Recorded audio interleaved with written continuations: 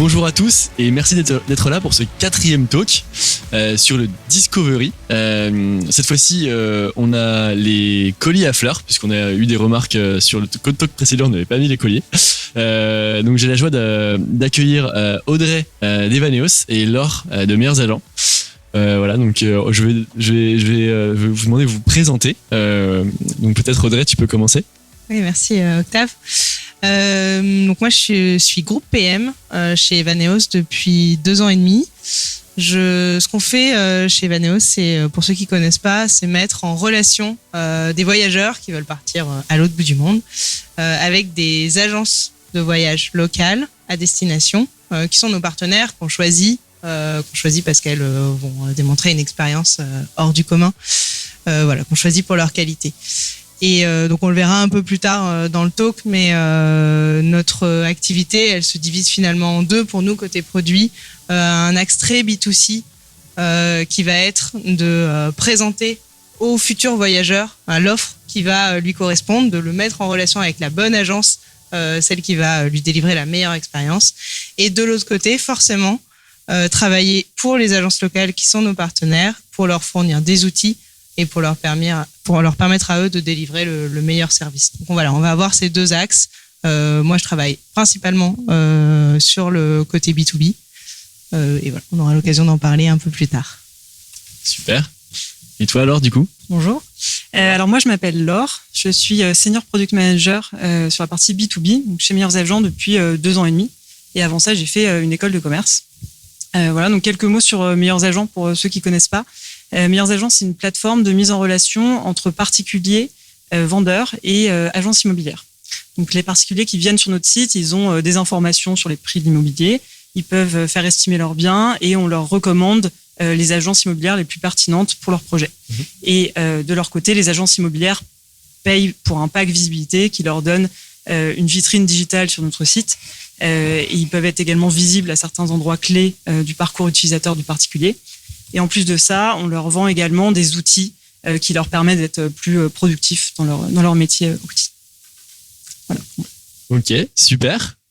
Donc B2B, B2C, j'ai l'impression que c'est un peu pour vous la vie de tous les jours, de traiter les 2. On y reviendra. Donc je me permets d'aborder la thématique du talk dès à présent, le Discovery. Alors, peut-être que pour tenter de répondre au sujet, on va voir, qu'est-ce que c'est. On pourrait tenter d'essayer de répondre à qu'est-ce que c'est que le product management sans Discovery, et par là aussi, quelle est votre définition du Discovery. Je propose que ça soit, donc du coup, c'est Laure. Tu peux commencer ? Allez, je commence. Effectivement, c'est bien, je pense, de commencer par une définition de ce qu'on entend par Discovery, parce qu'on entend beaucoup de définitions différentes. Nous, notre définition chez Meilleurs Agents, c'est que le Discovery, c'est un processus d'apprentissage conduisant au succès d'un produit grâce à la validation progressive d'hypothèses qu'on a définies au préalable. Et donc, ce qu'on entend par succès du produit, parce que c'est aussi important de le définir, le succès du produit, il est atteint quand la valeur pour l'utilisateur, mais aussi pour l'entreprise, est durablement maximisée.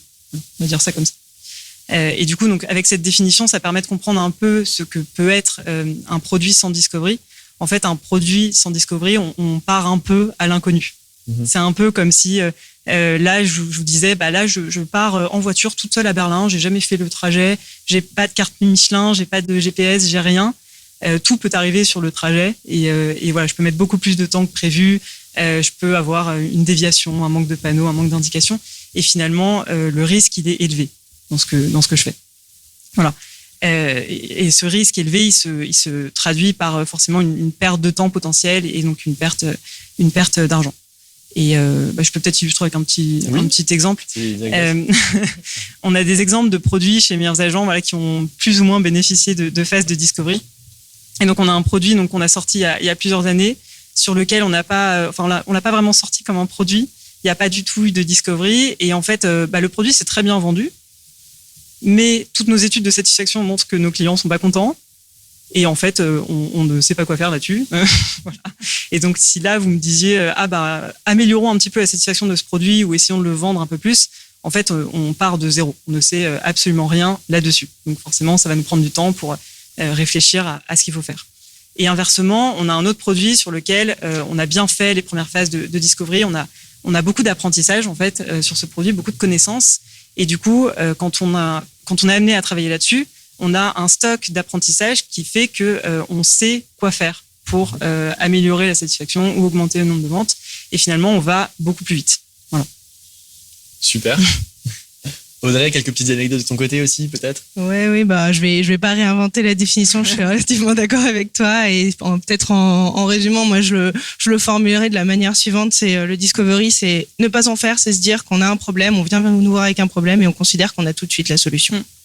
Et qu'on n'a pas le droit à l'erreur et qu'on fera pas d'erreur sur le chemin, qu'on a instantanément la solution. Et ça, je pense que c'est pour ça que le discovery, c'est si important. Et donc chez nous, vérifier, aller explorer des initiatives, aller explorer des solutions, c'est passé par 4 étapes. On y reviendra un peu, mais c'est ce que tu disais, c'est vérifier la valeur de ton outil, c'est s'assurer de la faisabilité technique, c'est s'assurer de est-ce que mon outil va être ma solution, elle va être utilisable, et est-ce qu'elle va être viable dans l'écosystème. Et c'est ces 4 éléments qui vont faire que à la fin on sera confiant et qu'on aura réussi notre étape de discovery. Et ça arrive qu'on oublie. Tu demandais un exemple et moi j'en ai un qui est pas si ancien que ça, où j'ai oublié une étape. Allez, vas-y, confie-nous tout. Chez nous, on offre donc chez Evaneos, on propose à nos agents locaux d'appeler les voyageurs via la plateforme en VoIP. Pour ce faire, ils décrochent, ils utilisent la plateforme, ils appellent sur le téléphone des voyageurs et il s'avère que c'est super bien, ça marche très très bien, sauf que plus on scale et plus ça nous coûte cher. Et à un moment donné, le problème qu'on m'amène, c'est ça coûte trop cher, c'est pas possible, on peut pas continuer comme ça. Donc là, on étudie un peu comment on peut réduire les coûts. Et en fait, comment on peut réduire les coûts, c'est en ne facturant pas sur l'agent, il est au Costa Rica et donc on va payer le coût de téléphone du Costa Rica vers la France, mais de passer par un numéro proxy. Jusque-là, tout va bien, c'est un truc qu'on a déjà fait, on sait que c'est possible. On le teste sur la France, on convainc tout le monde parce que on n'est pas sûr de la valeur, on n'est pas sûr de la faisabilité technique, on vérifie tout ça, ça fonctionne, on le teste sur la France, il n'y a pas de problème d'usage, les voyageurs comprennent qui les appelle, ça fonctionne. Et là on dit du coup on va continuer de faire ça sur nos autres marchés, donc pour les clients italiens, pour les clients espagnols. Et pour ça, je me connecte à la plateforme, il faut que j'achète un numéro de téléphone en Italie pour que les agents italiens ils appellent les clients italiens. Okay. Je me connecte à la plateforme et je peux pas acheter de numéro de téléphone parce que la réglementation a changé et parce que depuis on est obligé d'avoir une entité juridique dans le pays. Et là, qu'est-ce que j'ai raté ? J'ai raté l'étape viabilité, d'aller vérifier avec ma juriste qu'on était toujours bon. Et on a perdu, alors pas trop de temps parce que techniquement c'était pas trop compliqué, mais pas mal de temps en politique, en explication, en onboarding de tout le monde sur ce nouveau process. Voilà. Donc il y a un risque de gâcher un petit peu de temps humain dans la construction de filatures qui ne pourront jamais être délivrées. Oui, temps précieux. Ok. Mais bon, c'est bien de s'en être rendu compte avant d'avoir livré cette fameuse filature qui aurait pu être un risque d'autant plus grave pour la crédibilité et l'image de l'organisation, j'imagine. C'est la marque. Ok. Du coup, peut-être qu'on peut parler maintenant de l'organisation. Comment est-ce que du coup vous organisez vous en tant qu'équipe produit pour faire du discovery. Qu'est-ce que ça représente dans un organigramme? Alors c'est quoi une organisation dédiée au discovery? Et là peut-être que je peux laisser Audrey commencer alors cette fois. Oui. Alors je pense que vous allez voir sur les slides à quoi ça ressemble l'organisation chez Evaneos. Donc nous on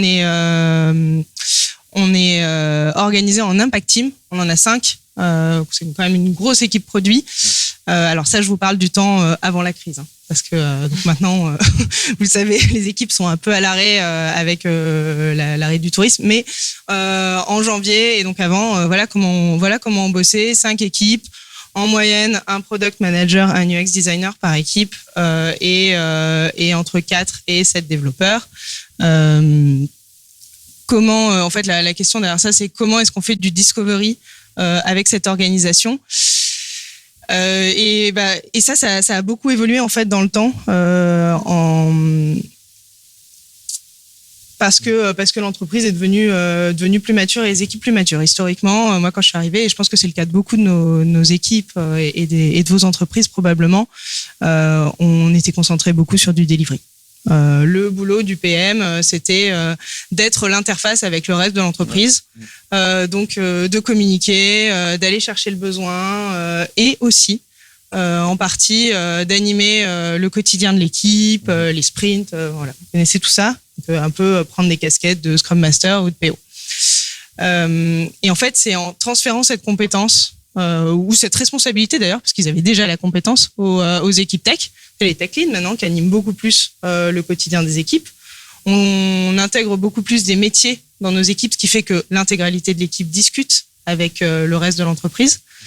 On a fait monter en seniorité nos UX, donc maintenant on se partage beaucoup plus le discovery et ça laisse de la place, ça laisse beaucoup de place à pouvoir faire beaucoup plus de discovery, à infuser cette culture-là au sein des équipes. Et donc et de nous rendre tous beaucoup plus autonomes sur nos besoins. Voilà, donc ça c'est ce qu'on a fait chez nous. Une chose dont j'ai pas parlé, mais c'est les groupes PM. On l'a mis en place très très récemment. Donc l'objectif étant de s'aligner sur la stratégie d'un côté B2B, de l'autre côté B2C, et aussi de s'assurer que tout le monde infuse et tout le monde comprend le client auprès de l'organisation. Voilà pour nous. À moi. Ouais, alors normalement vous allez aussi voir une petite slide apparaître. Alors chez Meilleurs Agents, on est 3 impact teams en B2B et pour l'instant une impact team en B2C. Et en fait, au sein de chaque impact team, on va avoir 2 product managers, un ou une product designer et environ 6 développeurs, on va dire, 5 ou 6. Et en fait, le fait d'être un binôme de product manager dans chaque équipe, c'est vraiment ça qui va nous permettre de dégager beaucoup de temps sur Discovery.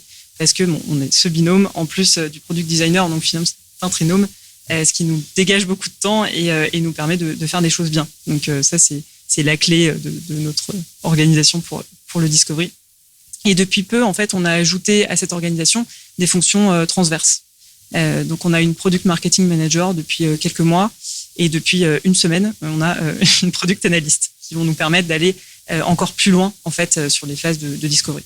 Et donc, au sein de l'équipe, comment on s'organise un peu pour se répartir les tâches? On va définir quelqu'un qui est peut-être plus en lead sur la partie délivrée d'un sujet, l'autre PM qui va être plus en lead sur la partie discovery d'un autre sujet. Et en fait, on s'arrange de cette façon-là pour mieux se répartir les choses.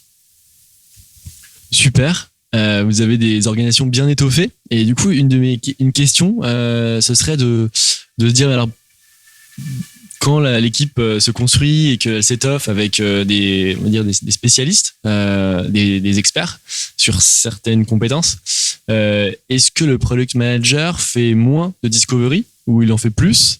Et comment est-ce qu'il se positionne par rapport à ça? Ouais, c'est une question qu'on s'est beaucoup posée récemment parce que justement ces changements sont très récents chez nous et c'est vrai qu'on en entend de plus en plus parler de ces questions-là en ce moment. Et c'est vrai que on s'est posé la question, nous, en tant que product manager, mais si on ajoute des product marketing managers, c'est-à-dire qu'on fera plus de discovery, mais ça nous plaît, c'est embêtant. Enfin, on s'est posé ces questions-là. Et en fait, la réalité, c'est qu'on a une vision chez nous assez polyvalente du product manager.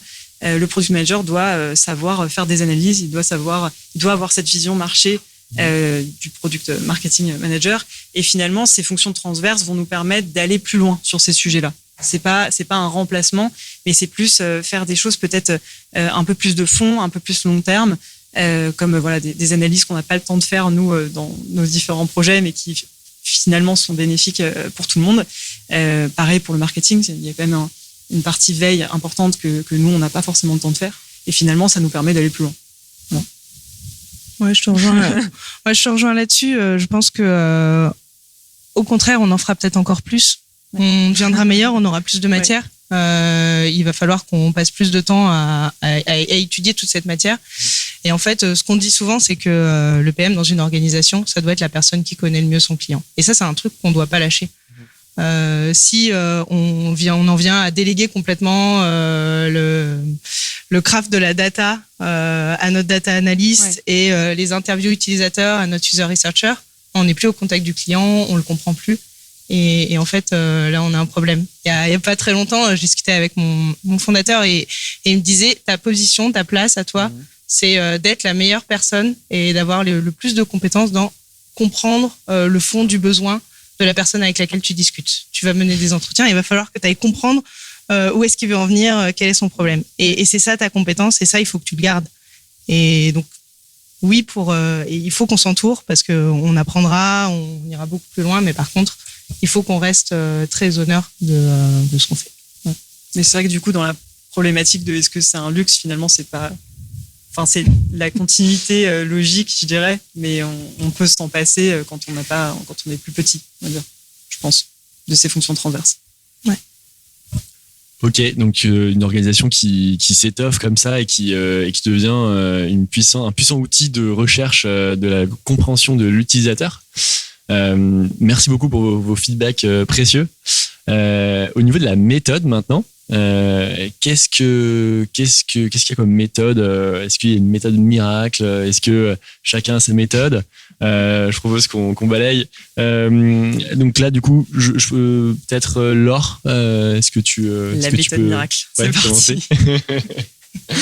Alors nous, pour illustrer un peu le fonctionnement donc de cette méthode chez Meilleurs Agents, on a fait une pyramide pour être original. Hein. On aime bien. Donc on l'a appelée la pyramide du succès produit. Comme je définissais tout à l'heure, c'est l'objectif du discovery, donc ce succès produit. Et en fait, pour arriver à ce succès, on va passer par différentes phases je vais dire un mot pas très beau, mais en disant qu'on va essayer de limiter les risques en prenant les risques par ordre prioritaire. J'allais partir sur des risques, voilà, un mot qui n'existe pas. Et donc, on va le prendre dans l'ordre de priorité. Et donc, c'est ça la base, la première étape de cette pyramide, c'est le risque utilisateur. Là, c'est se poser la question toute bête de est-ce que le problème auquel j'essaie de répondre, il existe vraiment ? Est-ce qu'il y a vraiment des gens qui ont ce problème ? Et est-ce que les alternatives qu'ils ont actuellement ne suffisent pas en fait à répondre à ce problème ? Donc voilà, ça paraît être des questions assez simples, mais finalement qu'on peut facilement ne pas se poser et arriver directement à la solution parce que c'est ce qui est le plus concret. Voilà, donc c'est un peu la base de notre méthode. Ensuite, on va s'interroger sur le risque produit. Donc, est-ce qu'on a la bonne solution pour répondre au problème qui a été identifié ?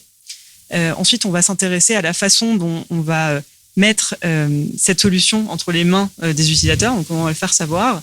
Et enfin, ce qui chapeaute le tout, finalement, est-ce que tout ce qu'on fait là, c'est rentable pour l'entreprise ? Est-ce qu'on compare le temps investi et le bénéfice que ça nous apporte ? Est-ce qu'on est rentable ?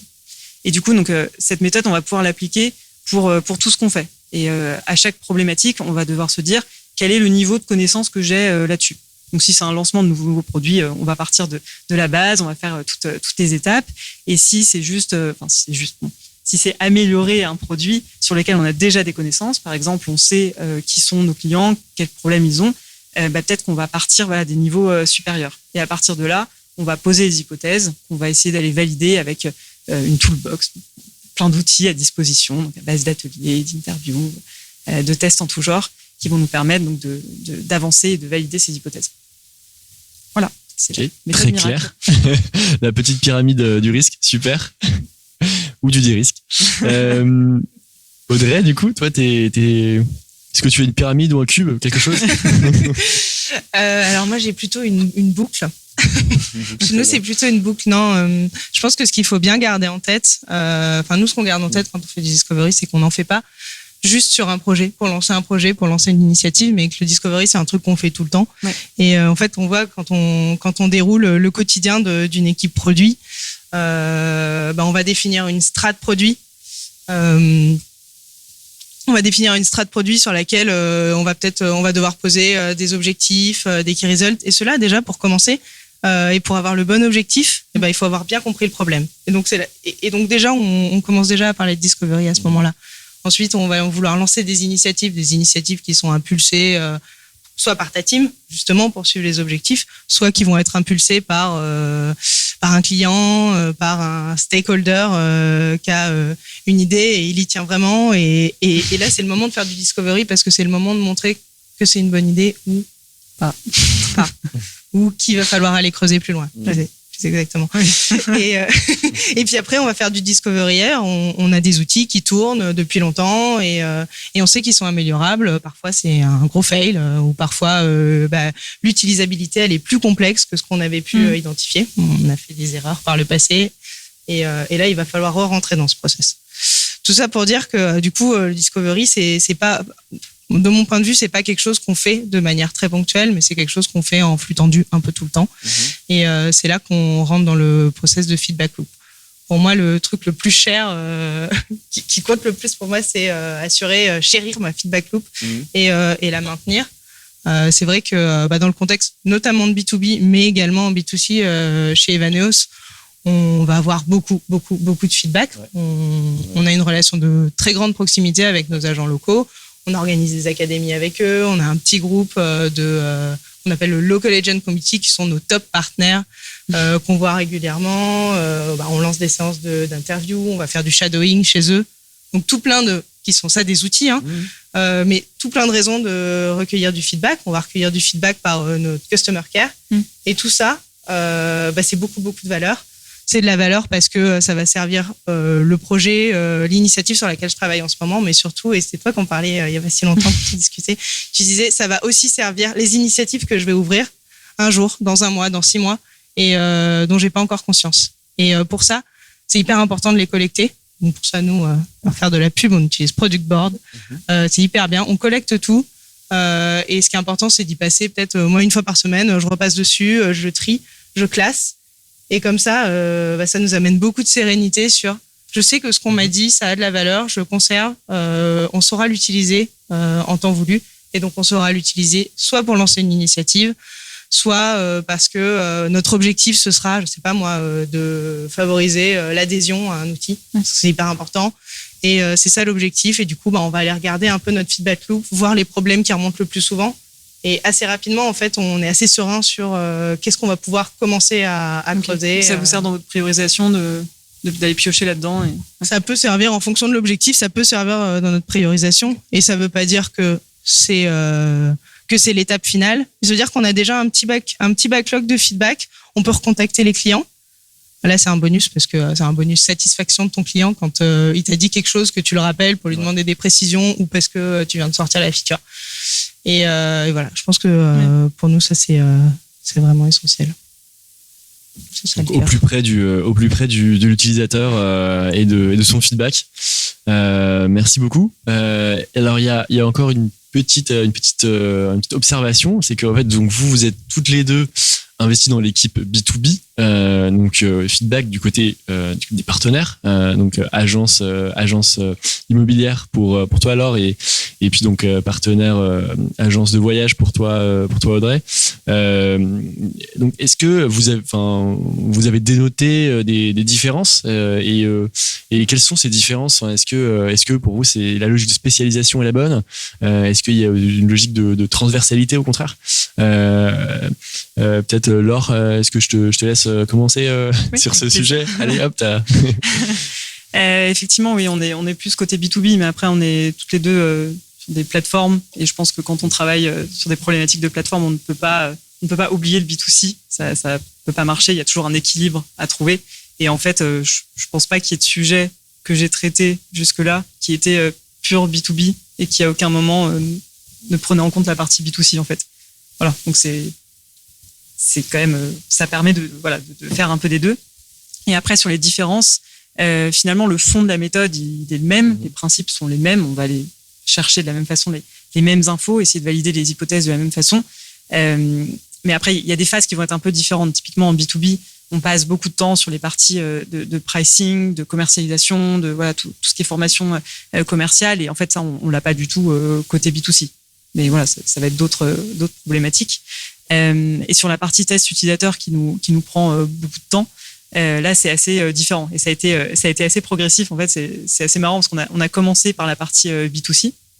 Donc moi quand je suis arrivée, j'avais un espèce d'Excel avec les noms de tous les proches de mes collègues. Donc c'est une période où j'ai rencontré à peu près les conjoints et conjointes de tout le monde. Et donc c'est comme ça qu'on faisait les tests utilisateurs au début. Voilà. Donc je les appelais et alors on organisait des rendez-vous qui du coup n'étaient pas du tout pratiques. Donc le midi, le soir, voilà. Et ça me prenait un temps fou. Enfin, c'était vraiment un métier à temps plein. Donc ça, c'était les premiers tests B2C. Et en fait, au bout d'un moment, on a trouvé une boîte qui s'appelle Testing Time, qui se charge en fait, qui a une base de données d'utilisateurs. Et donc, il se charge en fait du recrutement et de l'organisation des tests. Et du coup, on a commencé nos tests B2C de cette façon-là. On bloquait une demi-journée par mois pour les tests utilisateurs B2C. Et donc, grâce à ces entreprises, on avait 5 testeurs qui venaient sur des créneaux de 3 quarts d'heure. Et c'est des tests qu'on ouvrait aussi au reste de l'entreprise. Et ça a joué un grand rôle dans pour répandre la bonne parole dans l'entreprise. Et voilà, donc on a commencé comme ça sur le B2C. Et en fait, côté B2B, on avait un peu peur de se lancer parce que voilà, côté B2B, les agents immobiliers, c'est des commerciaux. Donc c'est pas les utilisateurs les plus faciles parce qu'on sait que voilà, si on fait un test, il y a un moment donné où ils vont râler sur un autre produit, demander une réduction sur un autre, voilà, dire à leur conseiller qu'ils ont fait un test. Du coup, bon, voilà, petite réduction. Bon, c'est plus délicat et du coup l'équipe commerciale n'est pas contente. L'équipe commerciale était un peu frileuse au début et en fait tout ce qu'on a fait pour démocratiser ces tests utilisateurs, en fait ça a bien marché et en fait au bout d'un moment quand on échangeait là-dessus avec la partie opération, ils étaient d'accord pour qu'on fasse ce type de test. Juste on voit ensemble sur quelles agences contacter pour faire des tests utilisateurs, sans de pas des gens avec qui on est trop en mauvais termes, bon, ça peut arriver. Et du coup, c'est juste une façon différente de faire. Ça prend un peu plus de temps, il faut prendre des rendez-vous, les agents immobiliers sont assez occupés. Mais voilà, on s'est quand même lancé. Donc, on va parfois pour les tests dans les agences parisiennes, ça c'est assez pratique. Et depuis quelques mois, on s'est un peu renforcé sur les tests utilisateurs à distance pour pouvoir toucher des agences dans toute la France. Ce qui était particulièrement pratique du coup pendant le confinement, parce que sinon, je sais pas trop comment on aurait fait. Mais voilà, du coup, c'était des façons de faire un petit peu différentes, mais voilà, qu'on a pris le temps de développer à chaque fois. Ok. Chez nous, on voit que la théorie est assez similaire. Hein. Qu'est-ce qu'on veut aller vérifier et que par contre, les outils qu'on utilise et la pratique sont bien différents sur plusieurs axes. Hein. On va pouvoir parler de la data. On en a assez peu parlé, mais côté data, en B2B, on a beaucoup de volume. Donc là, on va pouvoir aller faire des analyses de comportement avec des outils. On va pouvoir visualiser de la masse vraiment. Quand sur du B2B, nous, on n'a pas une masse d'utilisateurs suffisante pour pouvoir faire des A/B tests vraiment pertinents, etc. Donc les A/B tests, on oublie, on sait. Par contre, ce qu'on va aller plutôt étudier, c'est de la data intrinsèque à notre produit, c'est combien ils envoient de messages, combien ils vont créer de devis, etc. Et beaucoup moins du coup dans l'analyse de comportement, beaucoup plus dans vraiment le cœur de ce qu'ils produisent. Ça c'est pour la data, qui est quand même très très différente du coup. Pour ce qui est des entretiens et des interviews, côté B2C, on va avoir une problématique qui est souvent, on a besoin d'aller trouver des testeurs qui nous connaissent pas, qui connaissent pas la marque. Donc forcément, ça rend les choses plus difficiles. On peut pas aller demander à nos collègues, voisins, amis, etc. Et on peut pas toujours contacter les mêmes. Donc c'est pour ça qu'on passe par des boîtes, un peu comme vous le faites vous. Et sur le côté B2B, par contre là pour nous, c'est beaucoup plus facile parce que ce sont pas des clients, ils payent pas pour un service. Ce sont des partenaires pour rapidement pour le modèle, nos agences, on prend une commission sur ce qui va être vendu, mais du coup ils vont pas payer pour nos outils. Les outils, c'est ce qu'on fournit pour leur permettre d'avoir un service et de faire leur dynamique différente. C'est une dynamique différente qui rend les discussions beaucoup plus simples. Donc voilà, ça c'est. Et le dernier sujet, c'est ce que tu mentionnais tout à l'heure, c'est un peu le marketing derrière tout ça. Un lancement de produit en B2B, pas la même chose qu'un lancement de feature côté B2C, où on va être dans l'analyse d'un côté, alors que dans l'autre, on va préparer, onboarder, suivre les onboarding, voir comment ça se passe, etc. Ok. Très clair. Je commence à avoir quelques questions. J'invite les gens vraiment à se mettre dans l'onglet questions pour poser leurs questions ou voter pour les questions qui les intéressent. Alors, on sait que les PO et les PM, vous adorez les outils, les process. C'est un peu ça la force de votre orga. Donc, on a une question sur les outils. On aurait pu l'attendre. Donc la question, c'est voilà, détailler un petit peu plus les outils que vous utilisez pour valider les différentes hypothèses. Donc bon, est-ce que quelqu'un veut s'emparer de cette question? Peut-être. On va être. Je l'ai dit en partie, mais je peux préciser. Donc sur ce qui est analyse de comportement, on va utiliser Content Square, Google Analytics, beaucoup. Et encore une fois, voilà, beaucoup sur le B2C. On fait ce qu'on peut sur le B2B, mais on sent que c'est plus délicat parce que nos résultats sont plus faussés. Plus du qualitatif pour la partie B2B, et puis vous avez quelques observations quantitatives sur la partie B2C où il y a plus de masse. Ouais, tout à donc fait. Logiquement. Ouais. Donc on a parlé feedback loop et donc product board pour réussir à catalyser et centraliser tous nos retours. Je sais que j'oublie pas mal de choses dans la boucle. Moi, j'adore un truc, j'adore faire des process et matérialiser des process. Je trouve que c'est un élément qui est absolument formidable quand on est dans un groupe de travail avec le métier pour essayer de comprendre leurs problématiques, comment ils fonctionnent. Plutôt que de faire un interview, j'aime bien faire des petits ateliers où on essaye de mapper des process, soit avec des cartes, ça. Et pour ça, j'utilise Miro. Miro me sert à tout, M-I-R-O. Et donc avec ça on fait pas mal de choses et en fait ça devient un peu la base de nous. Ça fait 3 ans qu'on travaille sur une solution où on mappe le process de vente et on fait évoluer le process de vente de nos agents et on essaye de les accompagner, d'améliorer leurs pratiques, etc. Et notre Bible, elle est là-dessus. Okay. Je pense que tu en as d'autres. Je sais pas en fait ce qu'on entend exactement par outil. Enfin, la validation d'hypothèses, elle se fait surtout par des méthodes, je pense. Nous, ce qu'on utilise de façon systématique, en fait, pour tout ce qui est recherche de problèmes, validation de solutions, on va toujours commencer par des interviews qualitatives pour aller vraiment creuser et avoir un maximum d'éléments sur ces sujets-là. Et ensuite, on va lancer des études plus quantitatives. Donc ça, on utilise des formulaires, on utilise MyFeedback chez nous pour récolter des formulaires à grande échelle. Voilà. Et ensuite, toute cette connaissance-là, on la stocke dans Notion. Voilà, s'il faut un nom d'outil. Nous, toute nos documentations, toute notre structuration d'apprentissage, elle se fait dans Notion parce que on essaie de pas avoir trop d'outils non plus. Et on a un tableau tout bête, mais qu'on a travaillé et retravaillé au fil des mois, des années, pour avoir les bonnes colonnes et tout ça. Et voilà, on essaie de pas trop multiplier les outils. Et c'est plus des méthodes pour valider. J'ai une autre question. Là, on est sur, on va dire, les mauvais côtés du discovery, ou plutôt les biais du discovery.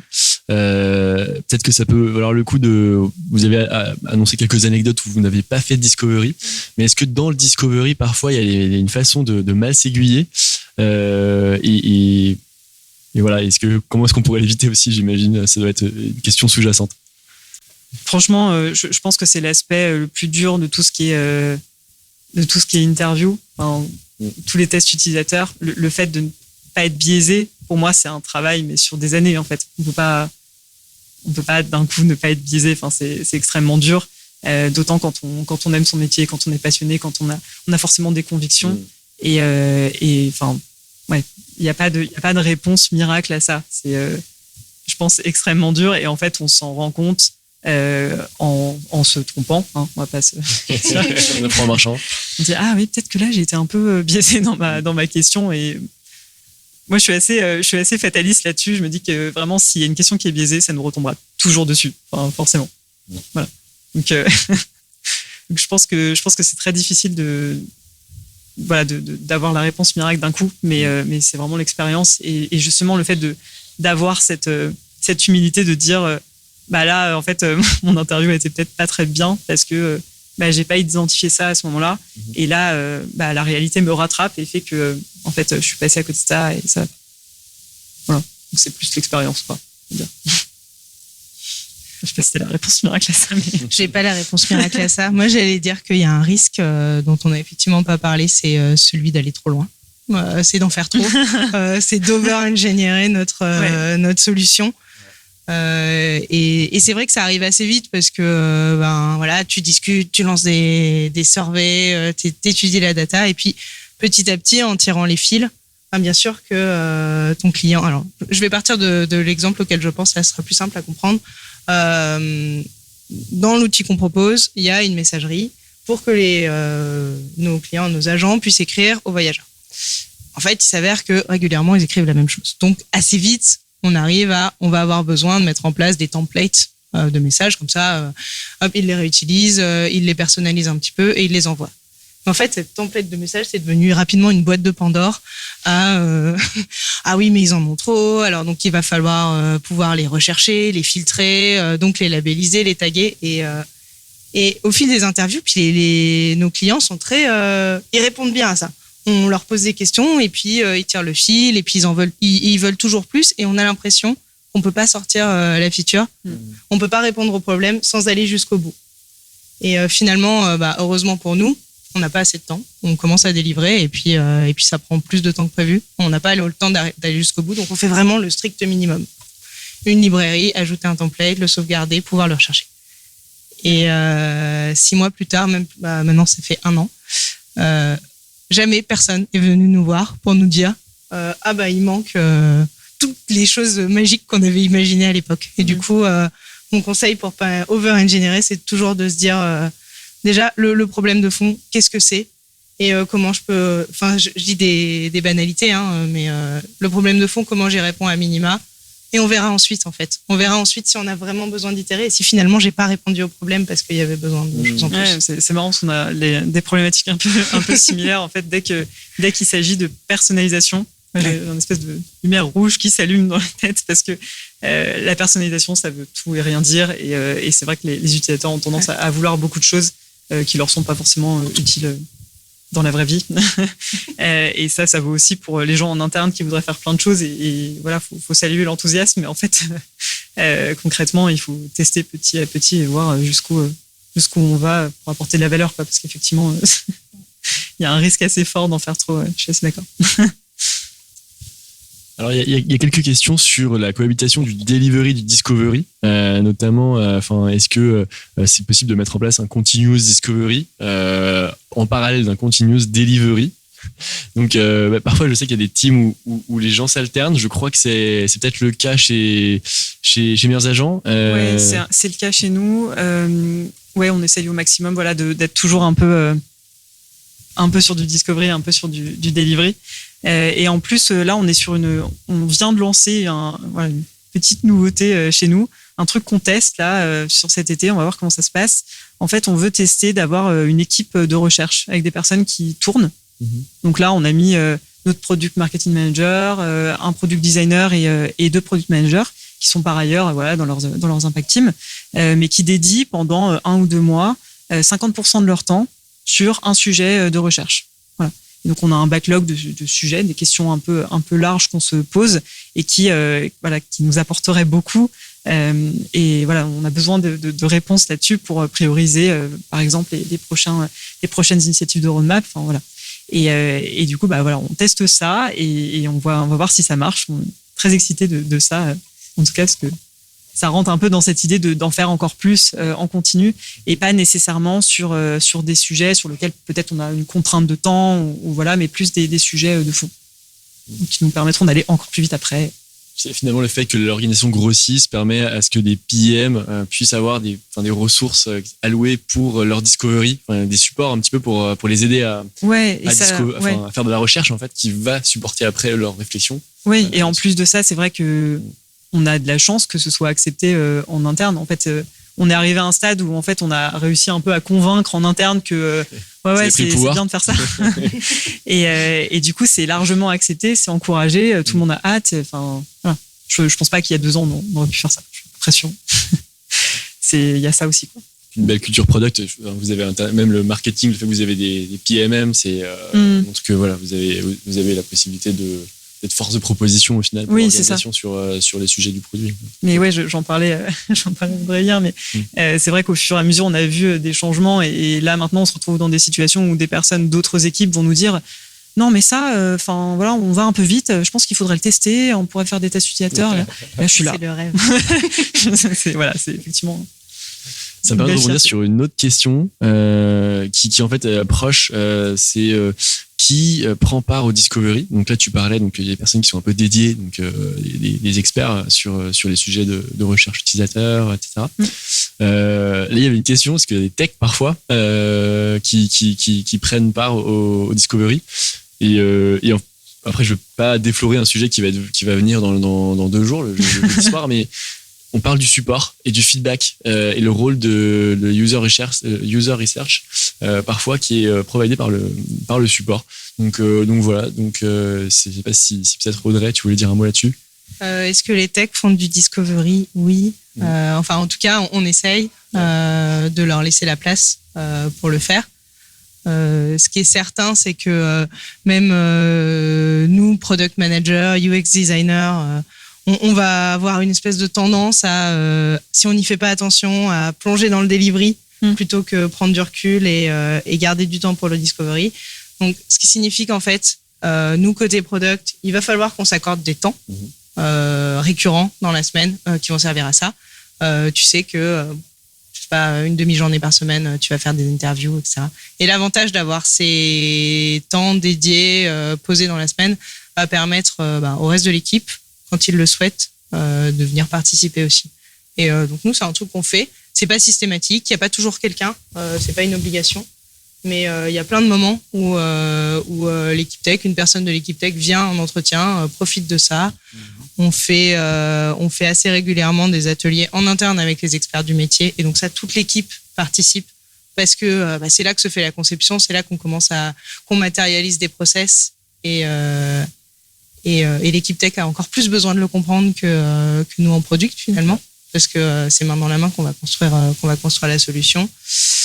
Et peut-être un dernier exemple là-dessus, on fait tous les ans ce qu'on appelle des académies. Donc on fait venir nos utilisateurs dans les locaux pendant 2 jours, alors nos utilisateurs B2B, pour faire des sessions de training, de co-formation, de coaching avec eux.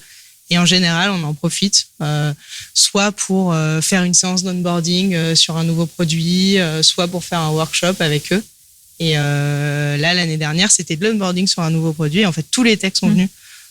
Et tout le monde, et ils sont tous mis derrière des agents pour regarder comment ils s'onboardaient, faire du shadowing, voir comment ça fonctionnait. Et c'était génial parce qu'on en est ressorti avec vachement d'énergie. Donc moi, je le conseille vraiment vivement. Ouais, Okay. je suis d'accord, c'est un peu pareil chez nous. Enfin, c'est qu'il y a 2 aspects. Il y a effectivement toute la phase de discovery et l'idée par les product managers et les product designers. Après, on essaye déjà au maximum de tout communiquer sur ce qu'on fait. Enfin, c'est vraiment de surcommunication. On partage vraiment chaque résultat d'interview. On met des petits extraits, voilà, d'un verbatim d'un utilisateur. On partage vraiment toutes les analyses qu'on va faire au maximum. Comme ça, ils ont toutes les infos. Ils savent pourquoi on fait les choses comme ça. Parce que, en fait, si on le fait pas, ils vont poser la question et de toute façon, faudra le faire à un moment donné. Enfin, il y a cette curiosité et c'est quand même bénéfique pour tout le monde d'être impliqué très tôt dans les sujets qu'on traite, je pense. Et après, on essaie de faire un maximum d'ateliers avec les techs, effectivement, pour avoir au maximum de la co-conception. Et ça, c'est valable pour les techs, mais aussi des personnes de l'équipe projet au sens large. Donc, il peut y avoir des personnes du marketing, des commerciaux. Voilà. Donc, prendre un petit peu plus large pour avoir différents points de vue, c'est toujours bénéfique, je pense. Ok. Une petite question et on va bientôt terminer, je pense, le talk. Encore 1 ou 2 questions. Qu'est-ce que vous dites à toutes ces startups qui n'ont pas le temps de faire du discovery, peut-être parce qu'elles sont trop petites, donc du coup le delivery prend tout leur temps, ou parce que, l'organisation est faite d'une telle manière qu'elles sont pas super produits orientées. Voilà, qu'est-ce que vous leur diriez? Je pense qu'il y a 2 choses derrière ce que tu dis. Il y a dégager du temps et il y a la volonté de l'entreprise de commencer à faire du discovery. Et pour ce qui est de la volonté de l'entreprise, je vais marcher un peu sur les plates-bandes de la strat produit, mais commencer à faire ce switch de je pense à des projets et dans ma roadmap, je mets des projets Et mes objectifs, ce sont en fait des projets je veux atteindre un objectif, il est mesurable. Et en fait, je sais pas comment je vais l'atteindre. Et donc, arriver à infuser ça dans l'entreprise auprès de ses stakeholders, de son management, pour que finalement, ce qui redescende de la vision de l'entreprise, ce sont des objectifs à atteindre et pas des projets à réaliser et à livrer, va faire tout le changement. Parce qu'une fois qu'on n'a plus de projet, qu'on n'a plus qu'un objectif, on est obligé d'aller chercher. Et c'est à l'équipe, c'est à l'équipe tech, produit, etc., d'aller chercher quelle va être la solution à mettre en place, qu'est-ce qui va faire la différence. Et je pense que rien de faire ça va forcer un peu le mouvement vers le discovery. Oui. Ça répond à un peu comment engager la machine. Oui, c'est vrai. Mais avant d'avoir la bonne organisation, il faut déjà prouver la valeur du discovery. Et ça prend du temps. Il n'y a pas de miracle là-dessus. Et je pense qu'on peut commencer petit sur ces sujets-là. Voilà, juste un petit test qui coûte pas d'argent. Enfin, ça peut être très petit et montrer ce qu'on peut arriver à faire, ce qu'on gagne en fait, juste en testant rapidement certaines choses. Ça, et bien sûr surcommuniquer ces informations-là à tout le monde dans l'entreprise. Ça permet d'aller dans le bon sens et voilà, de plus en plus d'aller vers une organisation qui permettra d'avoir le temps d'en faire toujours plus. Ouais, s'appuyer sur la data qu'on a. On en a souvent de la data très très très accessible et très facile à aller chercher et qui peuvent nous permettre de répondre rapidement à une problématique. Encore une fois, une idée d'une personne, d'un stakeholder, d'un membre de l'organisation.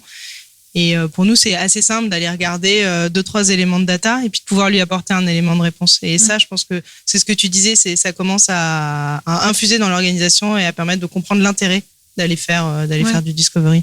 Ou même, c'est vrai que les tests utilisateurs, pour tester certaines choses, en fait, on peut se limiter à des tests utilisateurs en interne. Il y a certains tests qui nécessitent pas d'avoir une connaissance métier, et on peut déjà avoir des apprentissages en faisant des petits tests en interne. Ça prend pas forcément beaucoup de temps.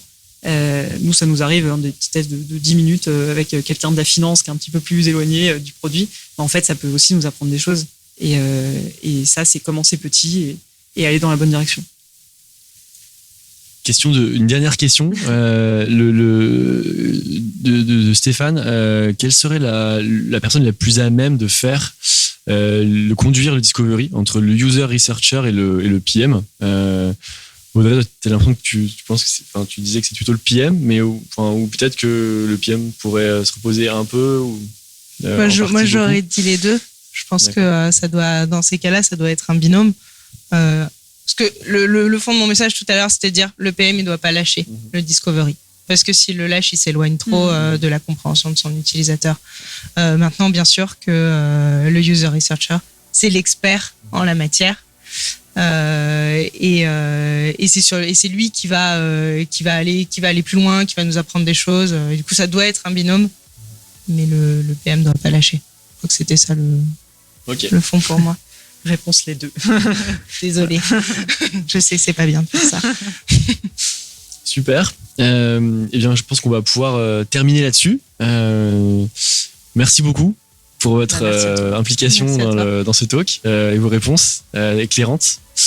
Merci à vous d'avoir participé. On vous souhaite de très bonnes sessions encore sur cette Product Week.